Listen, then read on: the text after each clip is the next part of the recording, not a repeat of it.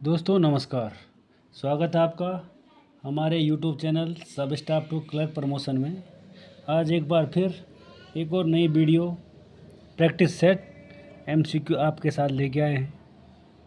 और आज आपको वीडियो थोड़ा लेट मिल रहा होगा, उसके लिए माफ़ी चाहते हैं। और आज थोड़ा संडे था इसलिए डिले हो गया है, नहीं तो आपको वीडियो शायद कल का भी लेट मिले, लेकिन मिल जाएगा। अगर आप चैनल पर पहली बार हैं तो चैनल को लाइक, शेयर और सब्सक्राइब ज़रूर करें, ताकि आने वाली सभी वीडियो आपके लिए हेल्पफुल हों और आप उनका फ़ायदा उठा सकें। तो जो ये टैगलाइन है, इसको हमेशा याद रखें ताकि आप टैगलाइन को भूलो मत।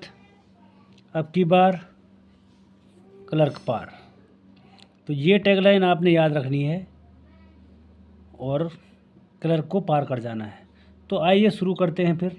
आज का जो पहला क्वेश्चन है वो इस प्रकार है। पहला ऑप्शन है 100 रुपये, 500 रुपये, अगला 250 रुपये या जीरो बैलेंस। तो जो BSBD अकाउंट है, इसकी जो फुल फॉर्म होती है वो होती है basic saving bank deposit account. तो मिनिमम डिपॉजिट BSBD में जीरो बैलेंस में खुलता है।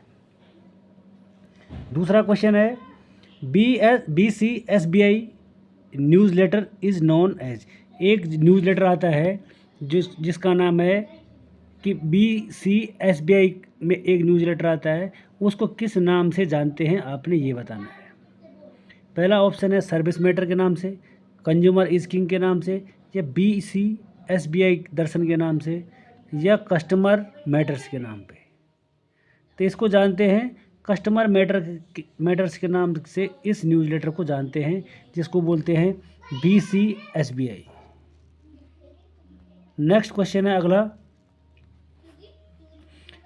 क्वेश्चन है परिपाशु चार्ज। परिपाशु चार्ज क्या है? एक फ्लोटिंग चार्ज है, चार्ज ड्यू टू गवर्नमेंट ड्यूज़ है, चार्ज ऑन करंट एसेट्स है, या option number 4 charge in for of many creditors on equal footing.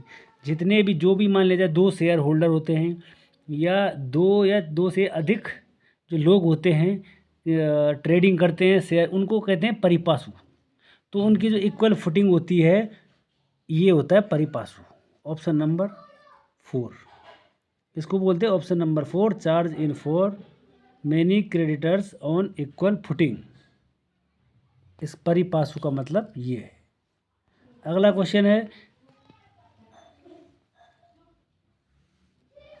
Agency which purchases NPA from banks is called.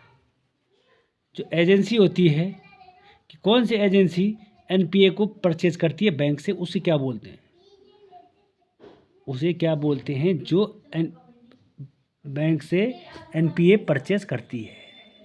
पहला option है asset recovery company, या उसको ये कहते हैं, या NPA-RC NAA recovery constructions, assets rehabilitation company, और ऑप्शन नंबर 4 है एसेट रिकंस्ट्रक्शन कंपनी। तो वो जो एजेंसी NPA को परचेज करती है उसको बोलते हैं assets reconstruction company. Option number 4 is right answer. अगला क्वेश्चन है एज पर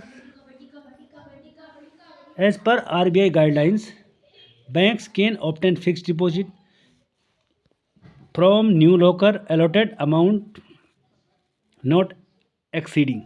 अगर RBI की गाइडलाइन के अनुसार कौन सा ऐसा ग्राहक होगा जिसकी जो अगर उसको नया लॉकर अलॉट किया जाए, किसको मतलब नया लॉकर अलॉट किया जाए, ताकि उसकी जो अमाउंट है वो किससे ज़्यादा नहीं होनी चाहिए, ज़्यादा भी नहीं होनी चाहिए, और उसको अलॉट भी किया जाना चाहिए था। ये है इसका मतलब। Bank can not take fix deposit, bank का फिक्स डिपॉजिट नहीं लेता। अगला क्वेश्चन आंसर है amount that would cover 3 years rent. जो अमाउंट होती है उसको 3 साल के लिए दिया जाना चाहिए।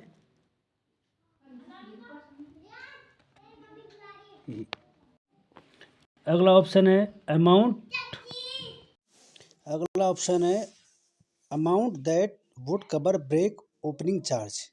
अमाउंट, और फोर्थ ऑप्शन है amount of 3 years grand break opening charge, कि 3 साल तक अमाउंट प्लस अगर उसका अगर की खो जाती है या उसका ओपनिंग करने वाला कोई आइटम खो जाता है तो जो ब्रेक होने का चार्ज है वो भी इसमें शामिल है। तो इसका आंसर है ऑप्शन नंबर 4। अगला है हु अपॉइंट्स मर्चेंट्स बैंकर्स। जो मर्चेंट बैंकर होते हैं उनको कौन अपॉइंट करता है? SEBI, RBI, depository and ensure company. तो जो ये वो होता है मर्चेंट बैंकर्स, उनको कौन अपॉइंट करता है? और मर्चेंट बैंकर होते हैं जो शेयर ब्रोकर होते हैं, इस तरीके से शेयर को वो करते हैं, क्या बोलते हैं उसके लिए, शेयर को जो ब्रोकर होते हैं उनको ही मर्चेंट बैंकर्स बोलते हैं। अगर मैं छोटे लेवल की बात करता हूँ, कि अगर मैं छोटे लेवल की बात, तो मॉल में तुमने पॉज मशीन देखी होगी, वो पॉज मशीन ही मर्चेंट बैंकर का काम करती हो, क्योंकि वो किसी बैंक की तो है नहीं, हो तो वो तो कहीं सिविल में है होती है, तो वो मर्चेंट बैंकर का काम करती है, उसको बोलते हैं इशूअर कंपनी, क्योंकि उनको कंपनी इशू करती है। ठीक है। अगला क्वेश्चन है under RTI person seeking information must provide. अगर आपने आरटीआई लगाई, राइट टू इन्फॉर्मेशन, आरटीआई का मतलब होता है राइट टू इन्फॉर्मेशन, इसकी फुल फॉर्म होती है। अगर आपने आरटीआई लगाई, आपके बैंक पे किसी ने आरटीआई लगा दी, तो आरटीआई लगाने के लिए क्या क्या ज़रूरी है, क्या बोल रहा है, जो ऑप्शन दिए हैं इनमें से क्या ज़रूरी है कि आरटीआई आपका तभी आपको इन्फॉर्मेशन मिल पाएगी। पहला ऑप्शन है reason to get the information, कि आपको रीज़न देना पड़ेगा कि भाई हमारे को इसलिए आरटीआई लगानी है। अगला ऑप्शन है return request in stamp offer, stamp paper, आपको स्टैम्प पेपर में लिख के देना पड़ेगा। अगला ऑप्शन है application to be routed through advocate, क्या आपके एडवोकेट के थ्रू जाना पड़ेगा? ये तीनों तो गलत है, आपको कोई रीज़न देने की ज़रूरत नहीं है, आपको तो खाली चाहिए इन्फॉर्मेशन। तो इसके लिए आएगा reason is not required to mention, आपको रीज़न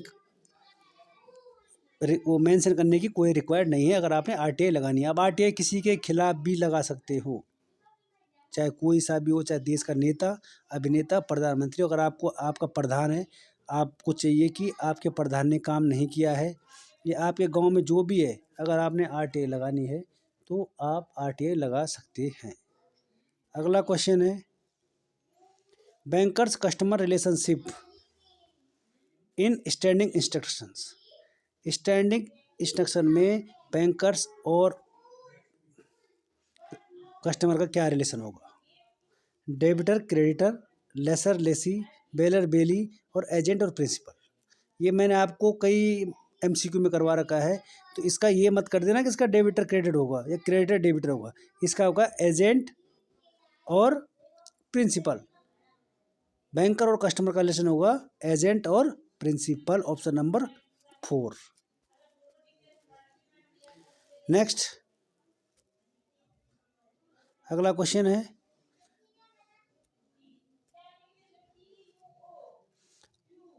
अनस्पेंट फॉरेन करेंसी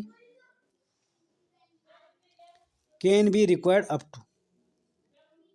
अगर मान लिया जाए आपके पास, आप गए यूएसए, आपके पास वहाँ से $1000 है, आपके $700 खर्च हुए और 300 या $400 आपके बच गए, तो आपके वो जो डॉलर बचे हुए हैं, आप उनको कितने दिन इंडियन करेंसी में चेंज कर सकते हैं, या उनको कितने दिन तक आप अपने पास रख सकते हैं? ये है क्वेश्चन का मतलब, कि मतलब आपकी जो करेंसी बची हुई है, आपका जो डॉलर बचा हुआ है, वो कितने दिन तक आप अपने पास रख सकते हैं? 3 महीने तक, 9 महीने तक, या 12 महीने तक, या 6 महीने तक? तो ऑप्शन नंबर डी इसका सही आंसर है। आप 6 महीने तक उस करेंसी को अपने पास रख सकते हो, नहीं तो आपको अपने देश की करेंसी में उसको यार चेंज करना पड़ेगा, नहीं तो आपको वो डॉलर सबमिट करवाने होते हैं। ठीक है, आप उनको नहीं तो सरेंडर करवाना पड़ता है उन करेंसी को। Next question, stand by letter of credit, ये जो लेटर ऑफ क्रेडिट है इसी की फुल फॉर्म है LC, is like. Stand by में लेटर क्रेडिट क्या होगा इसमें से? Letter credit issued PSB, revealing LC, red clause LC या बैंक गारंटी। तो इसका सही आंसर है बैंक गारंटी। इसका राइट आंसर है bank guarantee. Next, if shares in physical form are converted into electronic form, the process of, अगर आपने कोई भी शेयर्स हैं और वो फिजिकल फॉर्म में है और आपने उनको इलेक्ट्रॉनिक फॉर्म में चेंज करना है, दोबारा सुने, अगर वो फिजिकल फॉर्म में है, और बहुत इंपॉर्टेंट क्वेश्चन है, और आपने उनको इलेक्ट्रॉनिक फॉर्म में चेंज करना है, तो क्या करना पड़ेगा इनमें से? पहला ऑप्शन है टी, मटेरियलाइजेशन।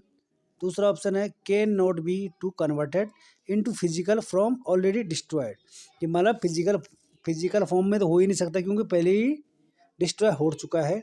थर्ड है म्यूटिलाइजेशन और फोर्थ है डी, मटेरियलाइजेशन। तो इसको अगर आपने फिजिकल फॉर्म से और इलेक्ट्रॉनिक फॉर्म में कन्वर्ट करना है तो इसका राइट आंसर है डी, मटेरियलाइजेशन, ऑप्शन नंबर 4। और अगर आपने इनको इलेक्ट्रॉनिक फॉर्म से और फिजिकल फॉर्म में कन्वर्ट करना है तो इसका सही आंसर होता है रीमटेरियलाइजेशन। इसका सही आंसर हो जाता है। ठीक है भाई। नेक्स्ट क्वेश्चन है,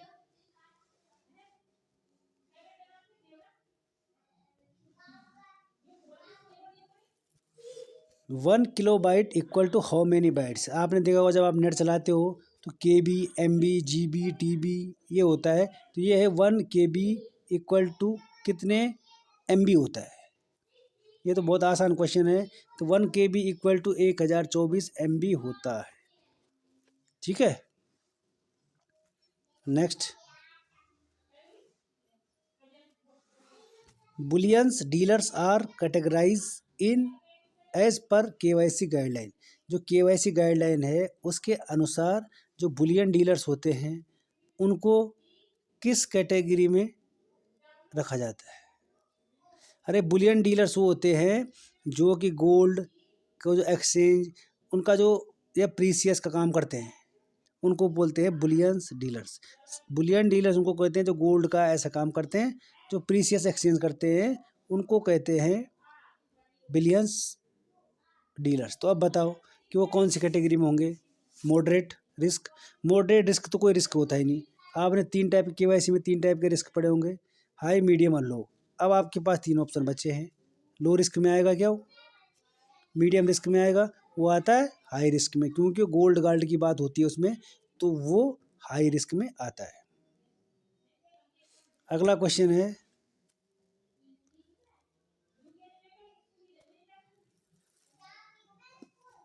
नेक्स्ट क्वेश्चन है, फार्मर्स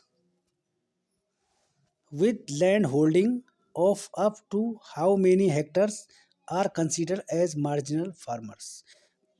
अब पहले फार्मर्स की बात बताता हूँ। वो जो फार्मर्स होते हैं वो 4 टाइप के होते हैं। एक होते हैं मार्जिनल, एक होते स्मॉल, और एक होते हैं मीडियम, और एक होते हैं लार्ज। तो उस दिन मैंने आपको स्मॉल के लिए बताया था, आपने ऑप्शन कमेंट बॉक्स में बताना है कि स्मॉल फार्म किसको कहा जाएगा, जिसकी लैंड कितने हेक्टेयर तक होगी। और आज ऑप्शन में है मार्जिनल। तो फार्मर्स 4 टाइप के होते हैं। तो जो फार्मर्स 4 टाइप के होते हैं, जो मार्जिनल है, मार्जिनल का है 1 हेक्टेयर तक जिसके पास अगर लैंड है, भूमि है, तो उसको मार्जिनल फार्मर्स कहते हैं। ठीक है। स्मॉल का है, जो स्मॉल का मैंने आपको उस दिन बताया था। और मीडियम का है 4 से और 10 हेक्टेयर, और लार्ज का है 10 से अबव, 10 से ऊपर। मीडियम का 4 से 10, और लार्ज का 10 से ज़्यादा जिसके पास भूमि होगी वही लार्ज फार्मर्स में आएगा। नेक्स्ट क्वेश्चन है, which credit information companies operational in India, कि इनमें से कौन सी कंपनी है जो ऑपरेशन इंडिया में काम करती है। सिविल, एक्यूफैक्स, ये गलत है, एक्सपीरियन, CRIF, हाईमार्क और ऑल अबव। तो इनमें से जितनी भी कंपनियां हैं सब इंडिया में ऑपरेशनल काम करती है।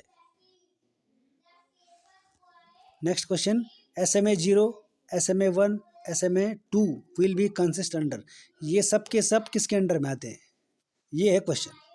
SMA 1, SMA 2, शायद मैंने आपको ये किसी मॉक में बताए हैं कि SMA 0, SMA 1 इसकी एक क्लास भी ले रखी मैंने, आप नहीं तो प्ले लिस्ट पर जाके सब स्टाफ टू क्लर्क प्रमोशन में आप जाके आप इस चीज़ को देख सकते हैं। पहला ऑप्शन है सब स्टैंडर्ड असेट्स, दूसरा है डाउटफुल असेट्स, तीसरा है लॉस है, ठीक है, LOSS है असेट्स, और चौथा है स्टैंडर्ड असेट्स। तो 0, 1 और 2 ये आते हैं स्टैंडर्ड असेट में, ठीक है। नेक्स्ट क्वेश्चन है,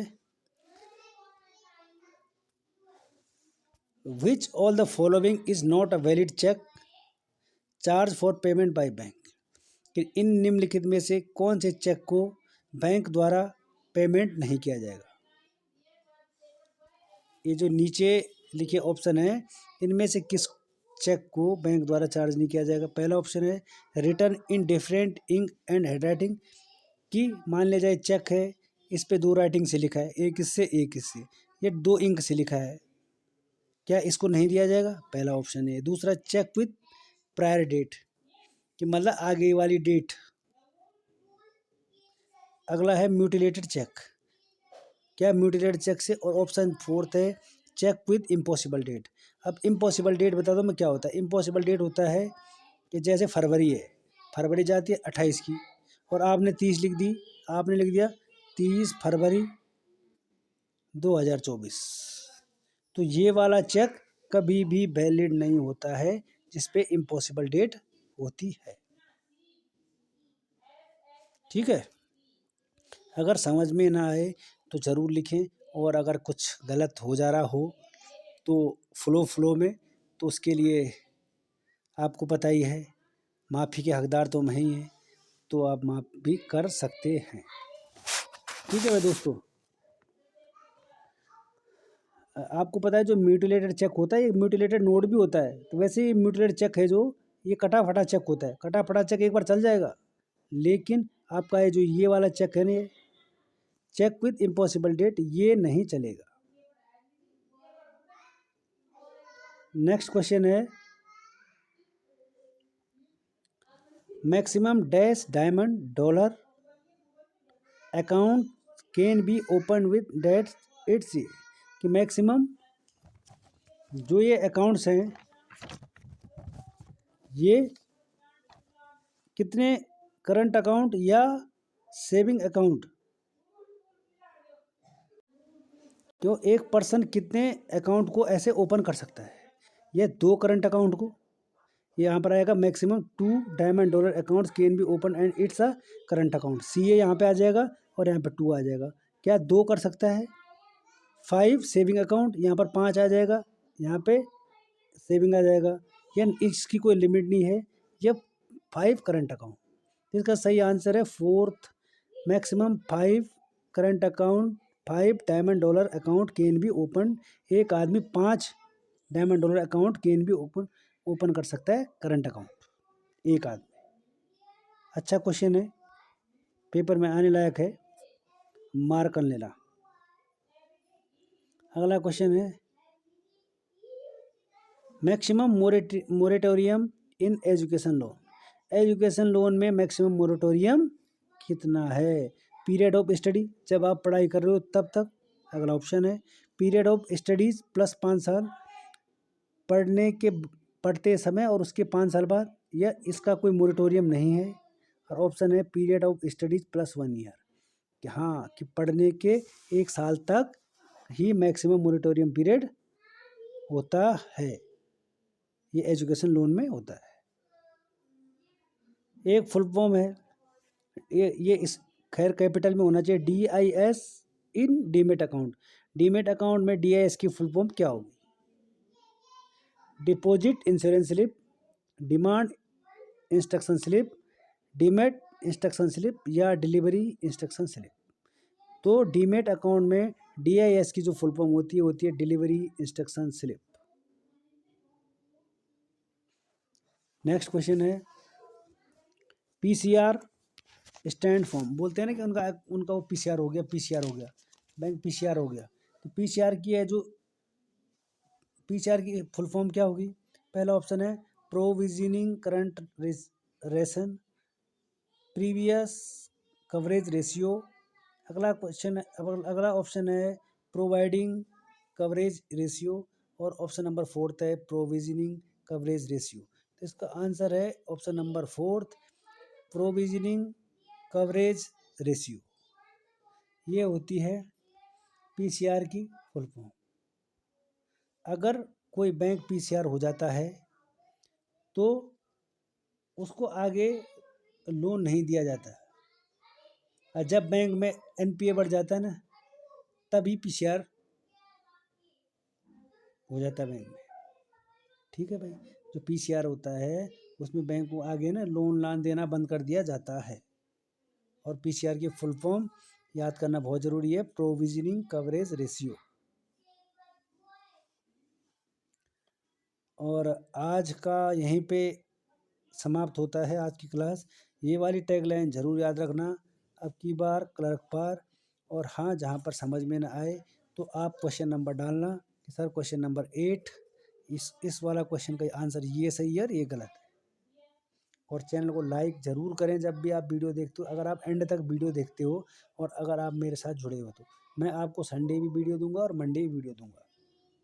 कभी हो सके समय ना मिला तो मैं नहीं दे पाऊंगा, नहीं तो सब स्टाफ के लिए तो पूरी जान है अपनी हाजिर है। और चैनल पर अगर आप पहली बार वीडियो तो पता नहीं 250, 300, 500 कितने आदमी देख रहे हैं, तो चैनल को सब्सक्राइब, लाइक और शेयर ज़रूर करें ताकि हमारे को भी सपोर्ट मिले और हम अच्छा कंटेंट आपके लिए लाएं और आप एक अच्छा क्लर्क बन सको। क्योंकि आपको आगे आने वाले जब आप क्लर्क सीट पे बैठोगे, कैशियर बनोगे, तो वहाँ भी ये चीज़ें आ जाती है कि कितने KB बराबर कितने MB है, ये PCR का कब हो जाता है, NPA कब होता है अकाउंट, SMA क्या है, SMA 0, SMA 2, ये तो ये चीज़ें आपको वहाँ पे भी काम आएंगी, लोनिंग में भी काम आएंगी ये चीज़ें। तो इसलिए चैनल को ज़्यादा शेयर और सब्सक्राइब ज़रूर करें। और फिर मिलेंगे एक और नई वीडियो के साथ। तब तक हमें दें अलविदा, धन्यवाद। और अपना स्वास्थ्य का ध्यान रखें और संडे का एंजॉय करो। ओके, अब वीडियो मिल जाएगी आपको अभी कुछ देर में। थैंक यू, धन्यवाद।